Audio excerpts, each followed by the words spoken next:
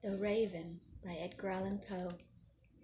Once upon a midnight dreary, while I pondered weak and weary over a many quaint and curious volume of forgotten lore, while I nodded, nearly napping, suddenly there came a tapping, as of someone gently rapping at my chamber door.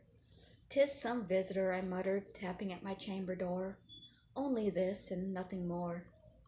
Ah, distinctly I remember it was in the bleak December, and each separate dying ember wrought its ghost upon the floor.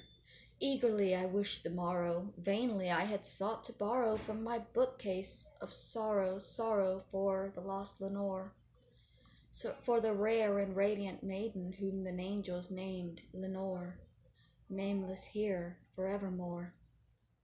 And the silken, sad, uncertain rustling of each purple curtain thrilled me, filled me with fantastic terrors never felt before. So that now, to still the beating of my heart, I stood repeating, "'Tis some visitor entreating entrance at my chamber door. Some late visitor entreating entrance at my chamber door. That it is, and nothing more." Presently my soul grew stronger, hesitating then no longer. "Sir," said I, "or madam, truly your forgiveness I implore. But the fact is I was napping, and so gently you came rapping, and so faintly you came tapping at my chamber door, that I scarce was sure I heard you." Here I opened wide the door. Darkness there, and nothing more. Deep into that darkness peering, long I stood there, wondering, fearing, doubting, dreaming dreams no mortal ever dreamed a dream before. But the silence was unbroken, and the stillness gave no token, and the only word there spoken was the whispered word, "Lenore." This I whispered, and an echo murmured back the word, "Lenore." Merely this, and nothing more. Back into the chamber turning, all my soul within me burning, soon again I heard a tapping somewhat louder than before.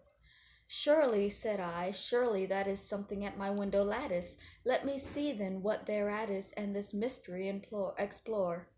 Let my heart be still a moment and this mystery explore. 'Tis the wind, and nothing more." Open here I flung the shutter, with many a flirt and flutter. In there stepped a stately raven of the saintly days of yore. Not the least obeisance made he, nor a minute stood or stayed he, but with mien of lord or lady perched above my chamber door. Perched above a bust of Pallas just above my chamber door. Perched and sat, and nothing more. Then this ebony bird beguiling my sad fancy into smiling, by the grave and stern decorum of the countenance it wore. "Though thy crest be shorn and shaven, thou," I said, "art sure no craven, ghastly, grim, and ancient raven, wandering from the nightly shore. Tell me what thy lordly name is on the night's Plutonian shore." Quoth the raven, "Nevermore." Much I marveled this ungainly fowl to hear discourse so plainly, though its answer little meaning, little relevancy bore.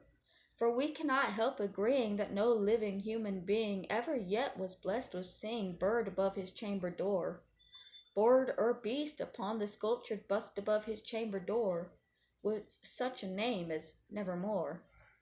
But the raven, sitting lonely on the placid bust, spoke only that one word, as if his soul in that one word he did outpour.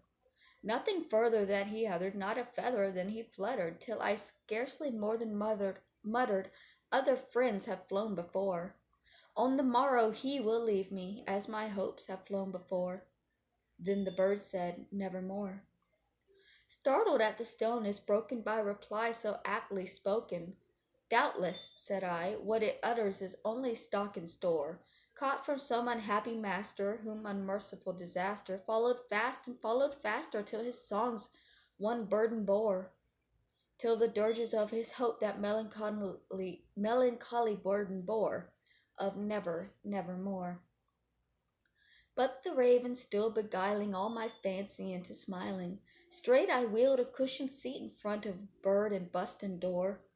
Then upon the velvet sinking, I betook myself to linking fancy unto fancy, thinking what this ominous bird of yore, what this grim and gainly, ghastly, gaunt, and ominous bird of yore meant in croaking nevermore. This I sat engaged in guessing, but no syllable expressing to the fowl whose fiery eyes now burned into my bosom's core. This and more I sat divining, with my head at ease reclining on the cushion's velvet lining that the lamplight gloated o'er, but whose velvet violet lining with the lamplight gloating o'er she shall press, nevermore.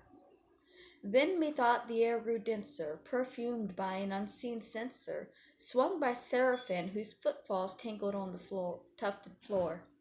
Wretch, I cried, thy God hath lent thee, these angels he hath sent thee, respite, and nepenthe from thy memories of Lenore. Quaff this kind nepenthe, and forget this lost Lenore. Quoth the raven, nevermore. Prophet, said I, thing of evil, prophet still, if bird or devil, whether tempest sent or whether tempest tossed thee here ashore. Desolate, yet all undaunted, on this desert land enchanted, on this home by horror haunted, tell me truly, I implore. Is there balm in Gilead? Tell me, I implore. Quoth the raven, nevermore.